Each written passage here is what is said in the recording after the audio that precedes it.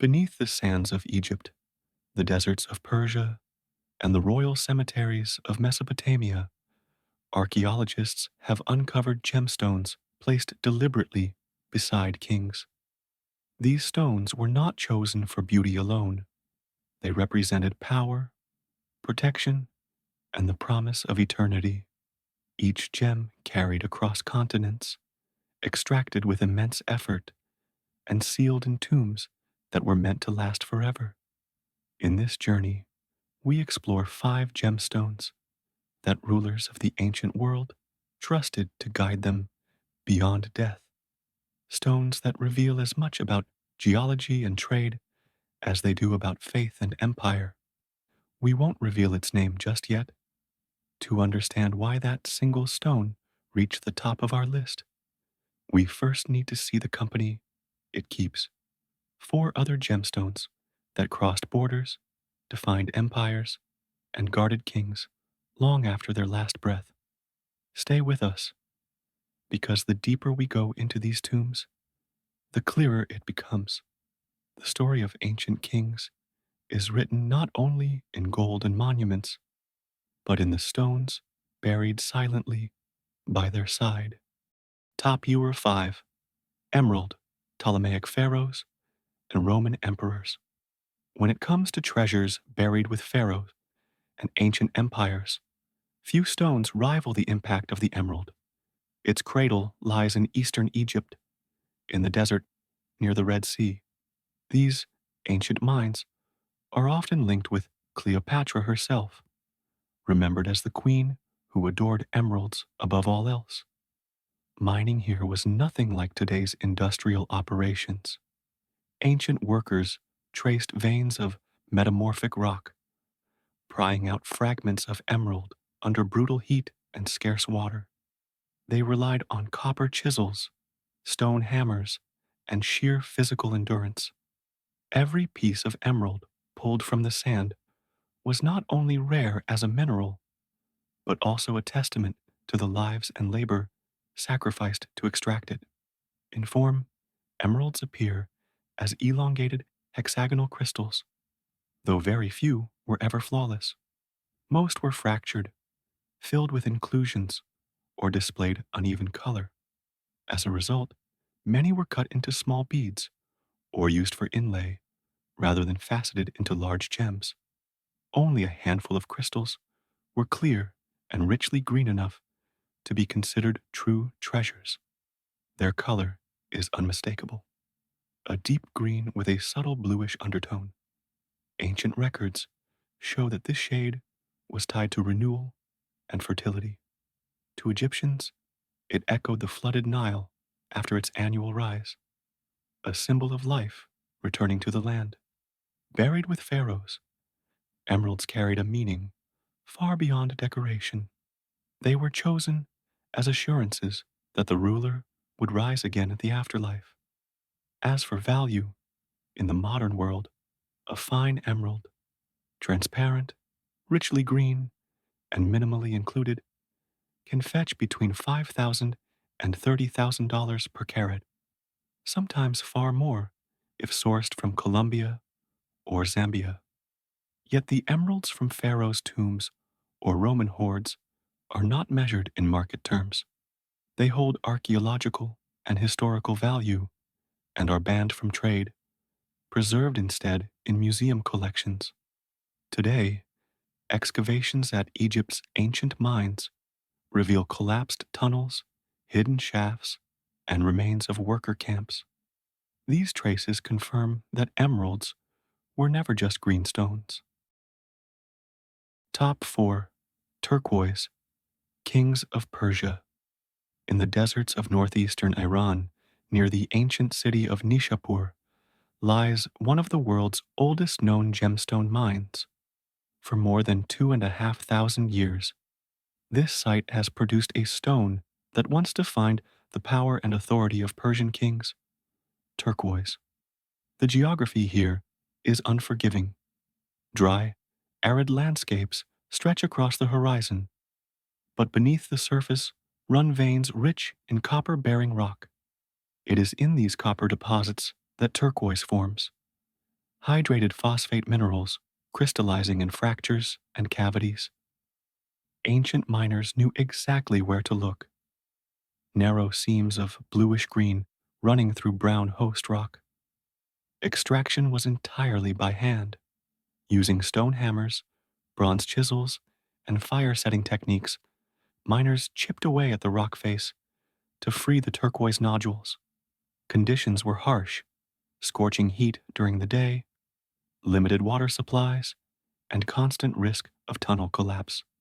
Every polished bead or carved inlay that survived into a king's tomb carried not just natural beauty, but the imprint of human endurance. Turquoise from Nishapur came in a range of shades. The most prized was a pure sky blue, often called Persian blue, free from veins or discoloration. Slightly greener varieties existed as well, caused by traces of iron, and some stones displayed dark brown web-like patterns across the surface. These so-called matrix turquoise pieces were still used for ornaments, but were valued less than the clean, even-colored gems. In terms of shape, turquoise rarely formed sharp crystals. Instead, it appeared as rounded nodules or thin veins, later cut into cabochons, beads, or flat inlays. Persian artisans mastered the art of polishing these forms, embedding them into royal crowns, ceremonial swords, and burial ornaments for kings of the Achaemenid and Sassanid dynasties. And what of its value? In today's market, fine quality Persian turquoise remains highly sought after. A top grade stone, intense blue, free of matrix, well polished, can range from $10 to $40 per carat, while antique pieces with documented origins from Nishapur can reach far higher at auction, sometimes thousands of dollars for a single stone. Lower grades with heavy matrix or pale color are still used in jewelry, though they sell for far less, often just a few dollars per carat. Archaeological excavations at Nishapur reveal abandoned tunnels. Top 3. Jadeite, Emperors of China. High in the mountains of northern Myanmar, in a region once known as Burma, lies the world's most important source of jadeite. From these rugged deposits came the stone that would become inseparable from Chinese imperial culture for over 2,000 years. The geography is as challenging as it is rich. Thick jungle, steep terrain, and heavy monsoon rains surround the jade mines of the Kachin region. Jadeite forms here, in metamorphic rocks, where high-pressure geological conditions fused sodium and aluminum into dense green crystals. These deposits were hidden for centuries until trade routes carried the first pieces north into China, where emperors quickly recognized its significance. Mining jadeite in ancient times was no simple feat. Without explosives or modern machinery, miners relied on iron chisels, wooden wedges, and fire setting to break the rock. Large boulders were carried down rivers or dragged by teams of laborers. Many were covered in rough outer skin, concealing the true quality of the stone inside. Only when cut open would the deep green heart of fine jadeite be revealed, a discovery that could change the fortune of a family or even a province. The colors of jadeite are remarkably diverse. The most valued is an intense, even imperial green, caused by trace amounts of chromium. But jadeite can also appear in lavender, white, gray, or mottled combinations of several hues. Unlike crystalline gemstones, jadeite rarely forms transparent faceted stones. Instead, it occurs as massive, fine-grained aggregates, which are carved and polished into ornaments, seals, and burial objects. In imperial China, jadeite was not just admired, it was revered. Emperors of the Han and later dynasties commissioned entire burial suits made from thousands of jade plaques sewn together with gold or silver thread. The belief was that jade preserved the body, ensuring immortality. Unlike turquoise or lapis, jadeite was not merely a symbol of wealth or protection. It was considered the very essence of virtue, purity, and eternal life. On the modern market, jadeite remains one of the world's most valuable gemstones. Top quality imperial green jadeite can reach hundreds of thousands of dollars per carat, with exceptional pieces selling for millions at auction. Lower grades with mottled color or translucency issues are far more affordable, but even they carry cultural. Top 2. Carnelian, Kings of Mesopotamia. In the royal cemeteries of ancient Mesopotamia, especially at the site of Ur, in present-day Iraq, archaeologists uncovered treasures that told a story not only of kings, but also of the stones they chose to carry into the afterlife. Among the gold and lapis lazuli, one gemstone appeared again and again, carnelian. Geographically, carnelian was not native to Mesopotamia. Most of it came from the Indus Valley, what is today Pakistan and Western India.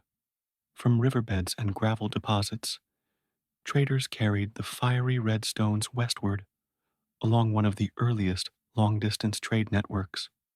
By the 3rd millennium BCE, beads and amulets of carnelian were already making their way into Mesopotamian temples and royal tombs. The method of extraction in the Indus Valley was simple but labor-intensive. Carnelian occurs as nodules within alluvial gravels, rolled smooth by rivers over centuries. Ancient miners collected them by hand, washing river sands, then heating the stones in clay kilns to deepen their red color. The polishing process was painstaking, involving hours of grinding against sandstone to achieve a flawless surface. Each bead, drilled with primitive bow drills, tipped with sand, represented days of skilled work. In terms of appearance, carnelian belongs to the chalcedony family, a cryptocrystalline variety of quartz. Its hallmark is a translucent orange to deep reddish-brown hue, sometimes with bands or cloudy inclusions. The finest specimens show an even, glowing red, with a waxy luster that remains striking even after thousands of years underground. Instead of faceted gems, carnelian was most often shaped into beads, seals, and small inlays, objects that carried symbolic as well as decorative weight. Why was it chosen by Mesopotamian kings? Carnelian was believed to embody strength, vitality, and protection. It was associated with the sun, with blood, and with life force. In the royal cemetery of Ur, Queen Puabi's burial revealed necklaces of carnelian beads mixed with gold and lapis lazuli. Such objects were not random ornaments. They were markers of status and assurances of divine favor, ensuring safe passage into the world beyond.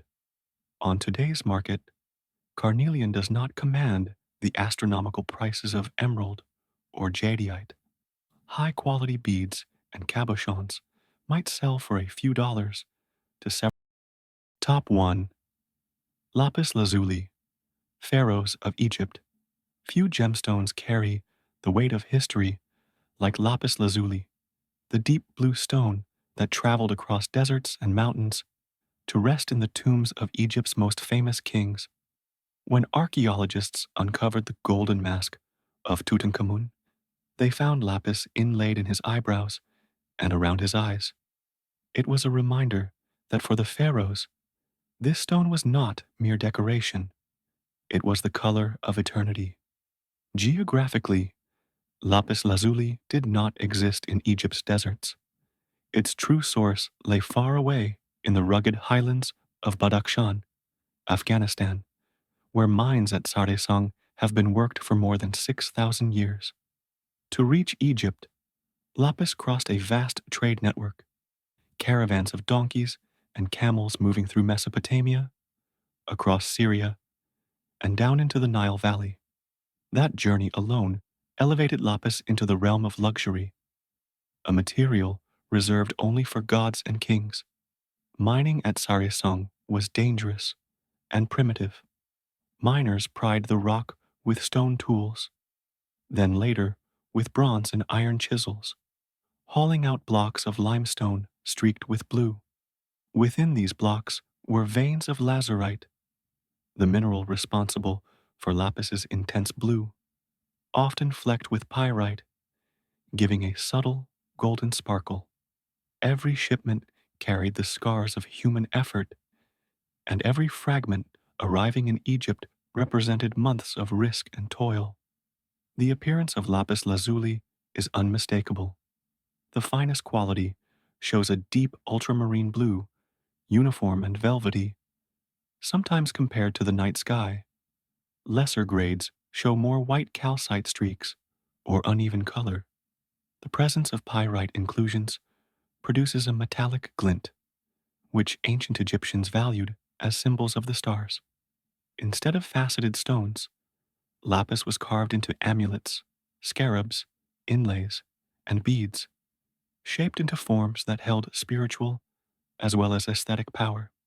Culturally, lapis carried immense weight. For Egyptians, the blue symbolized the heavens and divine wisdom. In funerary practice, it was directly linked to rebirth. Inscriptions describe lapis as the hair of the gods and the bones of the sky. By embedding it into royal regalia and burial objects, priests ensured that pharaohs would continue to rule beyond death, guided by celestial protection.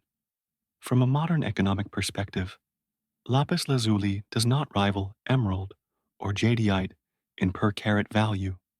Today, high-quality Afghan lapis, suitable for jewelry, may sell for $50 to $300 per carat, while museum-grade carvings and ancient artifacts are considered